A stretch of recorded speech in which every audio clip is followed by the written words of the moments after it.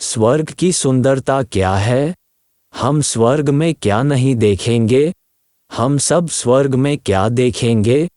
स्वर्ग का आकार और आकार क्या है, और क्या है स्वर्ग में सबसे महत्वपूर्ण बात? इनका जवाब आ रहा है। जय मसीह की। पास्टर जॉर्जी यहाँ और स्वर्ग कैसा होता है पर एक अन्य प्रश्न और उत्तर पर वापस स्वागत है। बहुत से लोग मानते हैं कि स्वर्ग की समझ पाने के लिए हमें मरना होगा। सौभाग्य से हम स्वर्ग के बारे में परमेश्वर के सत्य को बाइबल से समझ सकते हैं। अतः बाइबल के अनुसार स्वर्ग एक वास्तविक स्थान है। लेकिन इससे परे बाइबल स्वर्ग के बारे में और क्या कहती है? प्रकाशित वाक्य अध्याय 21 और 22 स्वर्ग नामक स्थान की स्थिति का वर्णन करते हैं। इस वीडियो में हम स्वर्ग के बारे में 5 मुख्य तथ्यों के बारे में चर्चा कर सकते हैं। पहला, स्वर्ग की महिमा है। जो है और जो नहीं है उसके कारण स्वर्ग एक महिमामय और सुंदर स्थान होगा। आइए देखें कि ऐसी कौन सी चीजें हैं जो स्वर्ग में नहीं हैं। 12 चीजें स्वर्ग में नहीं होंगी। कोई शैतानी संघर्ष नहीं, कोई समुद्र नहीं, कोई मौत नहीं, कोई शोक नहीं, कोई रोना नहीं, कोई दर्द नहीं, कोई मंदिर नहीं, सूरज नहीं, चांद नहीं, रात नहीं, पाप नहीं, श्राप नहीं, भ्रष्टाचार नहीं। स्वर्ग में क्या मौजूद होगा? परमेश्वर की महिमा स्वर्ग भर देगी। परमेश्वर की महिमामयी उपस्थिति का अभाव ही नरक बनाता है। यदि आप यीशु मसीह के द्वारा परमेश्वर के छुड़ाए हुए बच्चे हैं, तो बस एक पल के लिए कल्पना करें, अनंत, राजसी, महिमा में, सर्वव्यापी, सर्वशक्तिमान, सर्वज्ञानी परमेश्वर की उपस्थिति में हों। जरा एक पल के लिए सोचिए। दूसरी बात है, स्वर्ग में देखने योग्य वस्तुएं। जब हम किसी नए स्थान पर जाते हैं, तो हम उस स्थान के मुख्य स्थानों को देखना चाहेंगे। प्रकाशित वाक्य अध्याय 21 पद 9 से अध्याय 22 पद 5 में प्रेरित यूहन्ना हमें देता है नई यरूशलेम में देखने के लिए चीजों का विवरण। दीवार। शहर की दीवार 216 फीट मोटी है और 2414 किलोमीटर ऊंची है। इससे पता चलता है कि स्वर्ग सुरक्षा का स्थान है। द्वार। 12 द्वार प्रत्येक एक मोती से बने हैं। प्रत्येक द्वार पर एक देवदूत का पहरा है। प्रत्येक फाटक पर इस्राएल की संतानों के 12 गोत्रों के नाम हैं। द्वार स्वर्ग की धुरी की ओर इशारा करते हैं। नींव। दीवार पर 12 शिलान्यास हैं। प्रत्येक को एक कीमती पत्थर से सजाया गया था। उन पर 12 प्रेरितों के नाम थे। नींव स्थिरता और स्थायित्व देती है। गली। यहाँ एक ही गली है, जो मुख्य गली है, और वह प्यो से बनी है सोना, जो पारदर्शी कांच जैसा दिखाई देता है। गली स्वर्ग में आवाजाही और यात्रा का संकेत देती है। नदी। एक नदी स्वर्ग से होकर गुजरती है, जो अनंत ताजगी लाती है। सिंहासन। परमेश्वर सिंहासन पर शासक के रूप में विराजमान है। ब्रह्मांड।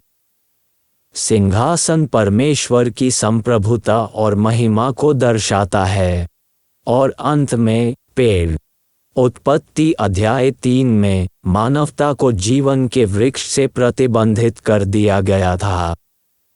परंतु प्रकाशित वाक्य 2 पद 7 और अध्याय 22 पद 2 में हम देखते हैं कि मनुष्य स्वर्ग में जीवन के वृक्ष तक पहुंच सकता है। तीसरी चीज, स्वर्ग का परिमाण और आकार। स्वर्गीय शहर का आयाम 2414 किलोमीटर लंबाई, 2414 किलोमीटर चौड़ाई और 2414 किलोमीटर ऊंचाई के बराबर है। आपकी समझदारी के लिए चंद्रमा का व्यास 3476 किलोमीटर है। तो स्वर्गीय शहर एक विशाल तैरते हुए महाद्वीप की तरह है जो बसने के लिए नीचे आ रहा है नई पृथ्वी पर। शहर का आकार एक आदर्श घन है। शहर का आयतन 14,67,333,944 घन किलोमीटर है। इसमें 1,00,000 अरब लोगों को समायोजित करने के लिए पर्याप्त स्थान है। वह शहर ही है जो स्वर्ग में हैं, वे पूरी नई पृथ्वी और नए स्वर्ग में यात्रा कर सकते हैं।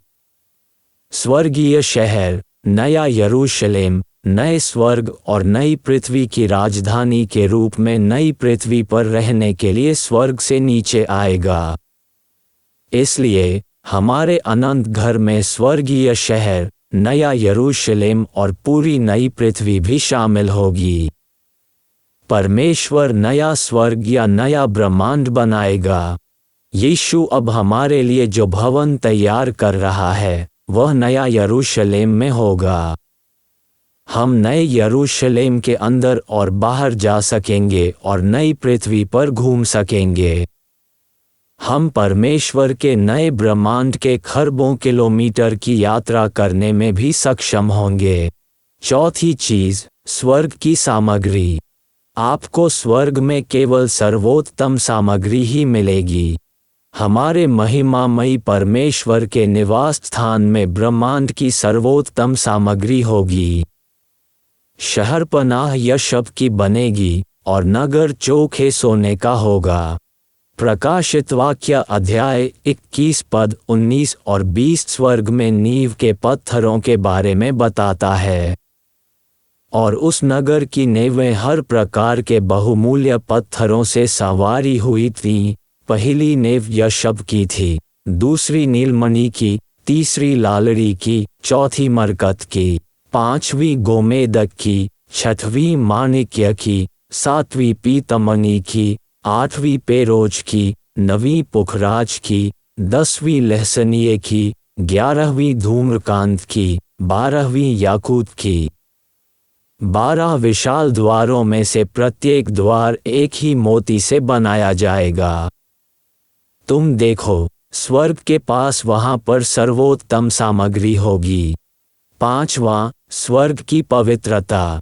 आपने एक पुरानी कहावत सुनी होगी कि स्वर्ग की बात करने वाला हर कोई वहां नहीं जाता होगा। देखिए, स्वर्ग की पवित्रता बुराई से अलग होने को संदर्भित करती है। स्वर्ग एक पवित्र स्थान होगा जहां कोई बुराई नहीं होगी। कौन सब स्वर्ग से बहिष्कृत किए जाएंगे? ये प्रकाशित वाक्य अध्याय 21 पद 8 और 27 और अध्याय 22 पद 15 में देखा जाता है। संक्षेप में ये श्लोक कहते हैं कि जो कोई दुष्ट था या बुराई का अभ्यास करता था वह स्वर्ग में नहीं होगा। तो स्वर्ग में कौन होगा? वे लोग जिनके नाम मेमने की जीवन की पुस्तक में पाए जाते हैं स्वर्ग में पाए जाएंगे। ये पुस्तक स्वर्ग में एक रजिस्टर है जिसमें सभी पापियों के नाम हैं जिन्होंने पाप से अपना उद्धारकर्ता होने के लिए अकेले यीशु मसीह पर भरोसा किया। तो स्वर्ग में हमें सब कुछ मिलता है।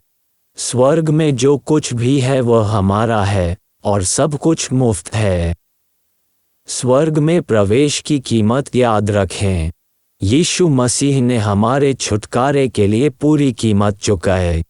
उसे अभी हमारे प्रभु और उद्धारकर्ता के रूप में ग्रहण करने से इस जीवन में हम अनंत जीवन प्राप्त करेंगे और उसके साथ स्वर्ग में अनंत काल व्यतीत करेंगे।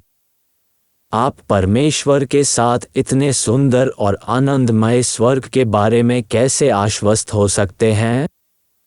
मत्ती अध्याय 7 पद 21 कहता है, जो मुझसे हे प्रभु कहता है, उनमें से हर एक स्वर्ग के राज्य में प्रवेश न करेगा, परंतु वही जो मेरे स्वर्गीय पिता की इच्छा पर चलता है। प्रकाशित वाक्य अध्याय 3 पद 20 कहता है, देख, मैं द्वार पर खड़ा हुआ खटखटाता हूँ। यदि कोई मेरा शब्द सुनकर द्वार खोलेगा तो मैं उसके पास भीतर आकर उसके साथ भोजन करूँगा और वह मेरे साथ। वह यीशु बोल रहा था। यदि आप यीशु को व्यक्तिगत रूप से नहीं जानते हैं तो वह आज आपके हृदय के द्वार पर दस्तक दे रहा है। देखें, प्रकाशित वाक्य अध्याय 22 पद 14 में ये कहता है, धन्य वे हैं जो अपने वस्त्र धो लेते हैं, क्योंकि उन्हें जीवन के पेड़ के पास आने का अधिकार मिलेगा और वे फाटकों से होकर नगर में प्रवेश करेंगे। और यह अधिकार कैसे दिया जाता है?